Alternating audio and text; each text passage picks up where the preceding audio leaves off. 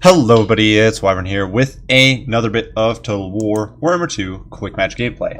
The Wood Elf DLC, well, it's on the horizon, probably coming out soon, a couple weeks maybe, and trailer is probably coming even sooner. But for now, we just gotta settle with playing as the Wood Elves, or even better, clobbering those tree-hugging hippies. So for this build here, we are going to be playing as the ferocious Lizardmen, and this composition isn't really taking advantage of most of those ferocious units. We're actually going to be using a lot of lowly skinks in this build. And that's because against Wood Elves, unless you're going for a very wide sort of cavalry-style rush, you don't really want to bring too much slower, heavier infantry. You don't really want to invest too much in those heavy units. So going over the comp here, Lord Mazdamundi is going to be the centerpiece here. And this bad boy is going to be coming in on his toilet seat, floating around. He's got Banishment bound to him. He's got the Shield of the Old Ones, of course, for that sweet, sweet resistance. Apotheosis for the heals. Curse of the Midnight Wind, just to debuff enemies, make them a little more vulnerable and a little less efficient against my troops. And then Net, of course, to maximize the value I get out of the massive shooting. And that's really the main focus of this build. There's a lot of Lizardmen missiles looking to pew-pew our opponents down. Besides that, we do have the Sunburst Standard of Hexoatl. 12% extra missile resist means Mazdamundi is rocking 52% resistance, and also means that the Bastillodons near him, who are helping him out, are going to be sitting at 27% resist with that scaly skin. Finally, he does have the Greater Arcane Conduit, Great Winds of Magic Regen, so he's going to be spamming spells all day, every day. Now, for the main line, it's quite the haggard force. Simply a bunch of skinks. We've got some vanilla skinks screening out a little bit in front. 4 skinks with javelins there to provide some long-range support. When I say long-range, it's not very long-range, but range support. 2 spear units to anchor the line. One of those, the Legion of Chaka, the Regiment of Renowned Star Spears. I do think they're pretty nifty here. Had my opponent gone Way Watchers, and this is what this build is really focused on countering, Way Watchers. These guys would be nice because, for one, they've got predatory senses, so they can detect stealth units further away. And for 2, they can always pop that little bubble of nope, the Shield of Chaka, and protect my Bastillodons from getting sniped down too fast, especially with Mazdamundi's missile resist in the mix as well. Behind that, we do have the Umbral Tide. These guys are the Regiment of Renowned Salamanders. They've got Stalk, which is important to protect them against enemy sniping. And they do have bonus versus large, of course, and fire attack. So that's going to make them pretty valuable against the trees we might face. Make them a good point defense against Wild Riders and units of that nature. The 2 Bastillodons, good against trees once again. Also good again at just sniping down most Wood Elf units. They'll beat down Way Watchers. They can chew away at dragons. They can snipe away at infantry formations. They just do well against everything. And out in the front, we do have 5 units of Chameleon Skinks all roving ahead. And these guys are kind of the screening force. They're going to be zoning against my opponent's initial rush.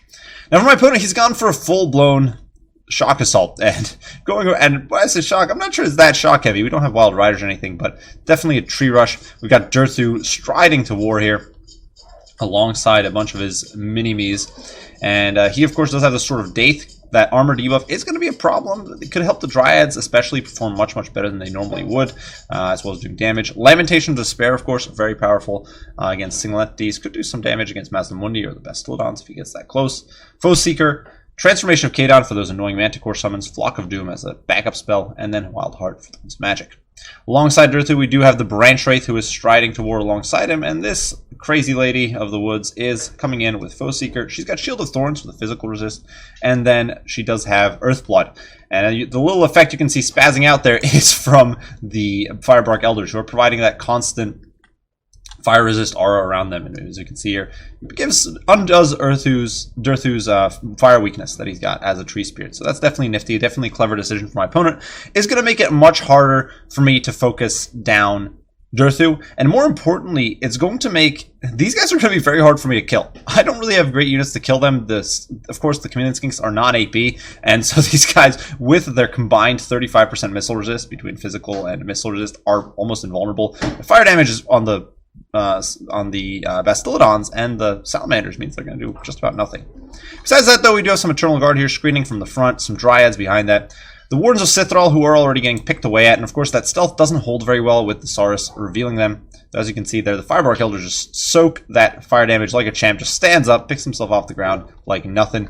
Hawk Riders do try to swoop into the fray here, but they are immediately getting picked apart by the focus fire from the Chameleon Skinks from all sides. I just left these guys on fire at will, not even trying to do any fancy micro or anything, just letting them fire away. The Salamanders there do throw a few shots down range, knocking down a few of those pesky flyers. And definitely not ideal for my opponent, losing a few of those Hawks, and that precious Air Force was terror routed almost immediately. Leadership definitely not a Hawk Rider strong suit, and it showed there for sure. In the meantime, though, we are being forced back. That pressure from the main infantry line hurting us quite a bit. You can see the Firebark Elders doing a good job soaking shots that would otherwise be butchering the Wardens of Sithral. So well played for my opponent, just using them as a good screening force. And believe it or not, despite the fire and magic damage, even without the Firebark Elders, you don't really want to use your solar engines on Durthu, at least not initially. He does have 110 armor and 15% missile resist, so he will soak quite a lot of damage there, even if you've got some perfect precision there. In the meantime, though, we are enveloping my opponent. He's not paying attention to this rear Eternal Guard, so they're actually taking shots in the back. Those are very annoying Skinks. And the Chameleon Skinks just pew-pewing away, whittling this Eternal Guard down. And these guys are just so cost-effective. If all they do is kill this Eternal Guard with shields, they've already paid for themselves. Though, granted, I can't get too complacent because I do need something to kill Durthu. And right now, I don't have too much to do that. I could try to focus him down with Salamanders. I could try to focus him down maybe with Bastillodons. But him and the Firebark Elders are going to be a menace. So despite this advantageous position we're in right now, things could turn south rather quickly. Bubble of Nope does go down. The Shield of Chaka here just shrugging things off and getting hit in Apotheosis as they chew through the front line. But Dryad's trading surprisingly well in there. Doing rather well. And Durthu does stride in, even as Crystal Midnight Wind hits him and weakens this entire line. But the Wardens of Sithral are following up hot on his heels. They're going to be quite the brutal force. Just look at that. 40 melee attack, even with a 24 melee attack debuff, is insane. Over here in the meantime, Eternal Guard do plow through, looking to pressure my skirmish line back. Manticore trying to hit that Bastillodon, kind of flunking. You're not going to do much with non-AP against a big old 140 armored dinosaur, but, you know, he gets points for trying. Big problem here, though, is that Durthu is getting isolated. And my opponent, while he does have Earthblood, he is using his magic for other things, like the Manticore right now. So he's not able to really get heals on Durthu, and Durthu is not getting that Firebark aura. So these guys are taking some damage, and we're actually getting some pot shots in there with the Salamander Hunting Pack, and it's doing some hurt. More importantly, Wardens of Sithral here are taking some nasty damage. You can see Banishment there, kind of whiffing, trying to hit some Eternal Guard, but unfortunately we don't really have great targets for it. Over here, Skinkord getting overwhelmed by Hawk Riders, who have gotten a Shield of Thorns to buff them up, but really not really doing too great. Bastillodon has been popping shots down them. They've lost some models and kind of wasted there, because while that's going on, this Umbral Tide is popping shots on more valuable targets like Durthu and trying to focus down some key enemies. Unfortunately, Wardens of Sithral, though, just crushing the Legion of Chaka, so we're definitely losing this frontline fight, even with the help from Poison Skinks. It's not happening, but we have definitely won the peripheral fight, which is kind of important. We're able to run off a lot of these troops, these Dryads. Yeah, they're getting overextended, and the thing is, they can't catch any of our troops, while we very much can catch all of the runners on my opponent's team. So the Eternal Guard here getting run down. Over here, the Eternal Guard were shattered. The Dryads over here can't really catch any of the Skinks when they rout, so they're kind of stuck there. Unfortunately, the Umbral Tide, though, pressured back. A last-second net does keep them pinned in place, though, of course, true to form, they take off regardless, because that's how flyers in this game are. It doesn't matter if you're on the ground when you're netted. You take off and fly away despite being netted, because balance, I guess. I don't know. This game is special sometimes.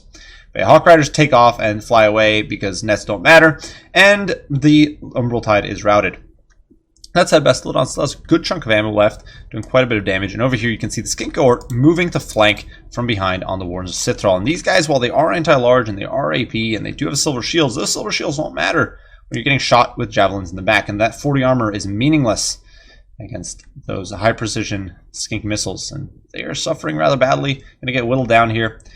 Yeah, they got immune to psychology. Yeah, they'll fight to the bitter end. But push comes to shove, that tail club is going to kick these guys' teeth in, and yeah, they're not having a good time.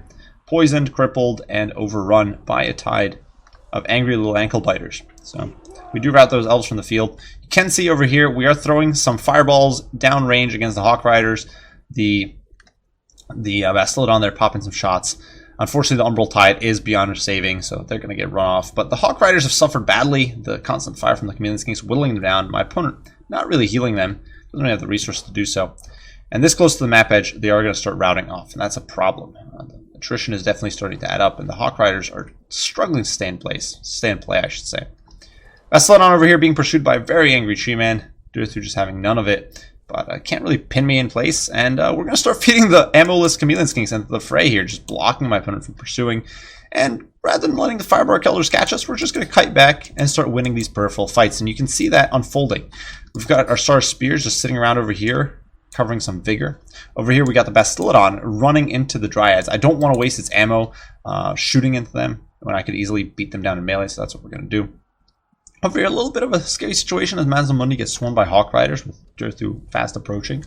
But we are able to once again pop that Bubble of Nope, protect ourselves. Skink Court is going to stay in the play there and just provide a distraction. And as the Skink Blow Darts start raining in, the Hawks are forced to take off and get pincushioned quite badly. So my opponent not really able to force me to fight here. We were able to rout off his troops. And Mazdamundi just keeps running. Sword of Dave does go down, but kind of wasted there, I think. Really not going to do much. Mazdamundi doesn't have much armor to begin with, and it won't do much damage, so we're just able to back off as the Bastillodons start teeing off on Durthu again. And once again, my opponent's army getting separated. The Firebark Elders detached very far away from the Bastillodons. Very far away from Durthu, not able to support him. Durthu is starting to suffer. That, keep in mind, as he's winded and eventually as his vigor drops, he will start losing armor. That will make him much more vulnerable to the non-AP damage on the Bastillodons. They do bypass his physical resist, so that makes him pretty weak. And you can see the poison there going to be pouring in from the Chameleon Skinks. Or maybe there won't be any poison. Looks like they didn't fire for whatever reason. But even as Durthu jumps in, his leadership is breaking. You can see over here the Branch Wraith getting run off by the Skink cohort. At this point, it is the Firebark Elders standing alone. Durthu being run off the field, and my opponent does GG out at this point. So, crazy game, back and forth, lots of kiting, lots of skirmishing. My build here, I kind of expected Way Watchers, I kind of expected some Wild Riders, and my opponent brought none of those. He just went right balls to the wall, charging in with a very angry tree. And it almost worked. It was a lot closer, I think, than the HP bars here would indicate, because at the end game, if Durthu was in slightly better shape, he could have beaten down all of these skinks. All this infantry will get beaten down by Durthu if they're forced into melee.